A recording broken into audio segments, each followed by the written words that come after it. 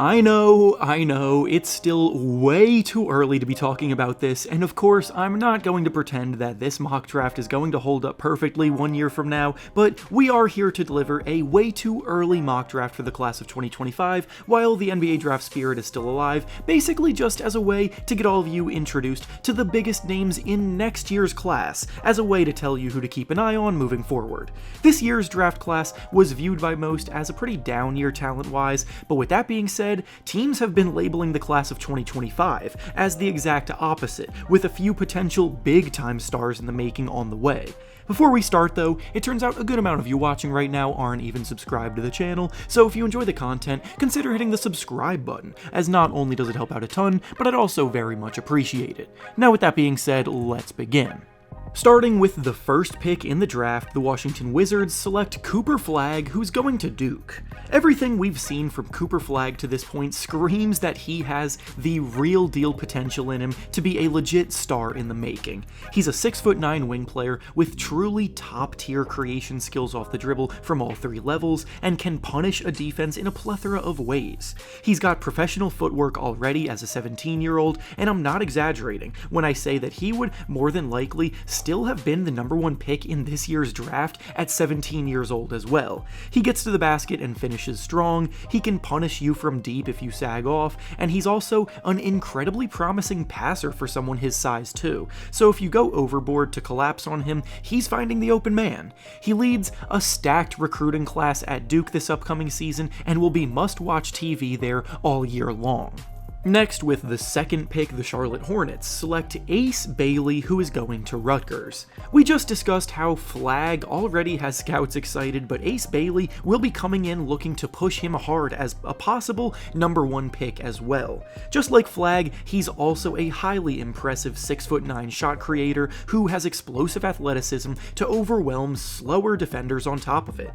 As a pure scorer, he may have Flagg beat, but if he wants to nudge him out for #1, he's going to need to improve defensively and as a playmaker. In general though, he's an NBA scout's dream as a scoring talent who will wow you with his incredible athleticism, but don't let that bounce fool you, because while most raw athletes like him come in with raw skill sets too, Bailey has the shot-making prowess to kill you in a number of different ways, and is looking to lead Rutgers to some newfound prominence next season.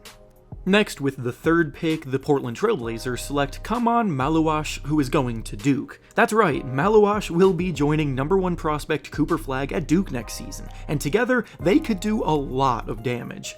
Maluash is a potential unicorn in the making as a 7'2" center who will come in ready to anchor a defense with his overwhelming size and length, and he has a terrific feel for the game for such a young talent.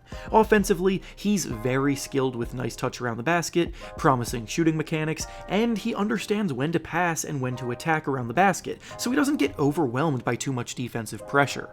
Next, with the fourth pick, the San Antonio Spurs select Dylan Harper, who is going to Rutgers. That's right, Harper will be teamed up with Ace Bailey at Rutgers, so we already have two pairs of teammates heading into next year's class, working together to boost each other up. Harper is the son of former Chicago Bull All-Star Ron Harper, so he comes from an NBA family and is ready to make a name for himself as a highly competitive combo guard that can kill you in a plethora of ways. He's got a strong base for a guard, he has long arms, and he's so crafty off the dribble, capably breaking down defenders, taking whatever they give him.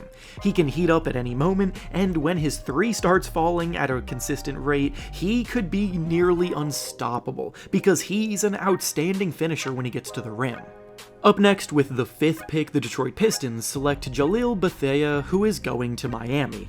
Bethea is one of the best pure shot makers in this year's draft class, and with his confidence, there isn't a shot he won't take and make. He really excels knocking down shots from deep on the move and off the dribble, which is really the sign of a pure scorer, and even though he does sometimes settle for contested looks, he still shoots the ball very efficiently. He's 6'4", so he has good size for a guard, and when he's locked in, he can really make his presence felt on the defensive end too. So when defenses overextend on him on the perimeter and prevent him from shooting the ball, he can even maneuver his way into the paint and capitalize, so he's pretty balanced. Next, with the 6th pick, the Chicago Bulls select Hugo Gonzalez from Spain. Gonzalez is playing for Real Madrid, and what sticks out about him is how much havoc he causes on the defensive end. He generates so many turnovers, pestering his matchup and making their life as difficult as possible. He recovers well, he knows where to be at all times, and he's just really smart on that end for his age. Offensively, he's a terrific athlete that gets out in transition and pushes the pace in space, but when the game slows down, that's where he will need to continue to work and improve, both as a shooter and overall creator. Next, with the 7th pick, the Houston Rockets select VJ Edgecombe, who is going to Baylor. With VJ, you always have to be on your toes if you're guarding him because he will explode and put you on a poster if you're caught sleeping. He's a high-flying wing player with elite explosiveness, and as a slasher, he does a lot of damage at the rim. He's got the physical tools to really shine as a two-way talent that can also defend at a high level, and some scouts already see him as a future member of the NBA's all-defense team because of it.